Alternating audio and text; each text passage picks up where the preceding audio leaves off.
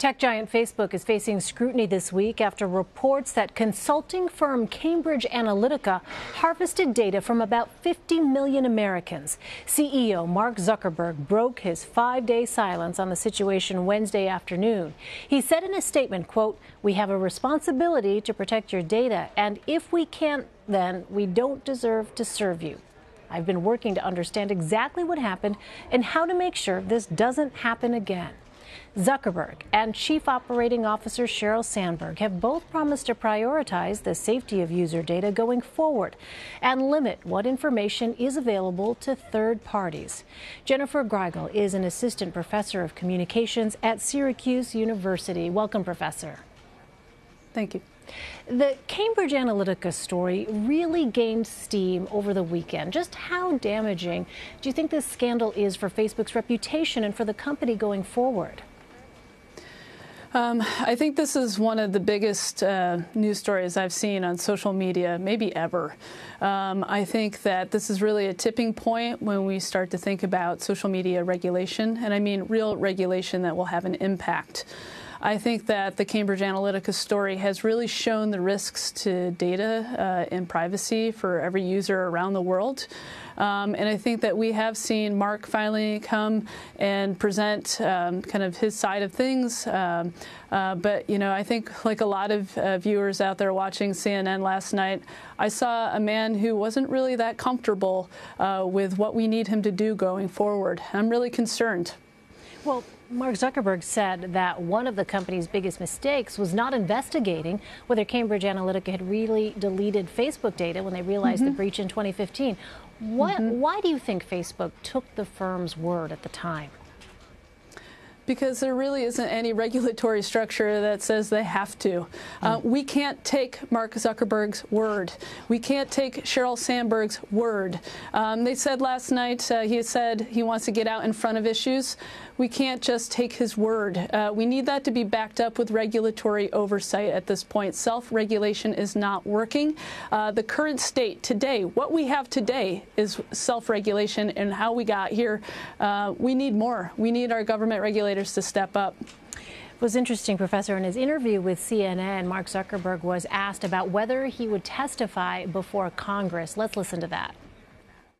So the short answer is I'm happy to if it's the right thing to do. So what we try to do is send the person at Facebook who will have the most knowledge about what Congress is trying to learn. So if that's me, then I am happy to go. Does he, in your view, Professor, need to testify in Capitol Hill? And if he does, what information might he be able to offer lawmakers and the public? I think it's absolutely the right thing for him to do. I was actually shocked that he thought he might not be the right person for this. He is the CEO of Facebook. There is no one within the company that has access to more information than him. We really need him to show up and to answer questions from our lawmakers so that we can understand exactly what happened and for them to be able to take steps moving forward to help provide regulatory oversight for this company. I was happy to hear that he is open to regulation, but I don't think he's been straight up with the American people and the rest of the people around the world, because he was also surprised at why the internet space isn't regulated in the same way. But Facebook actively lobbied to be regulated in different ways, especially around political ads. So I don't think he's being straight up with us. Well, both Zuckerberg and Facebook's Chief Operating Officer Sheryl Sandberg have said they are open to regulations, and that the question is what kind of regulations rather than if they're needed. What kind of regulations could we see? I think we need to start to decide if, you know, Facebook is more like a media company. Should they be brought into a regulatory structure that's closer to broadcast or TV? But I've also been suggesting that we look at financial services, and the financial services industry is maybe a way forward as well. We have rules and regulations in that space that help to track financial transactions in trillions of dollars around the world. It will maybe help deal with the scale and scope of user-generated content. So I think we need to start looking at broadcast regulation in the United States, but also finance regulation as well. Well, Sandberg appeared on CNBC Thursday and was asked about the possibility of future situations like this where users' data is mishandled. Here's some of what she said. Build a platform that's used for a lot of good all around the world, but there will always be bad actors who have tried to use the platform, who will use the platform. We are now going back and we are going to investigate apps, and if we find anything, we're going to tell people that their data was potentially misused.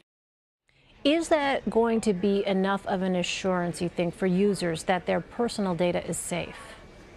You know, of course there are bad actors. I cannot believe that they haven't been more proactive in this. Again, I'm just shocked to hear her make that statement. I've been advocating for the introduction of a chief risk officer.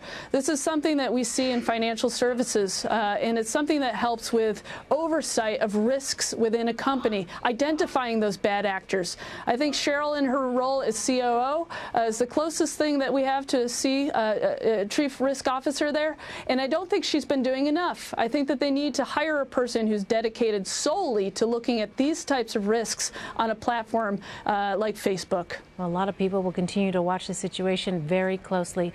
Jennifer Greigel, Professor, thanks so much for your time. Thank you.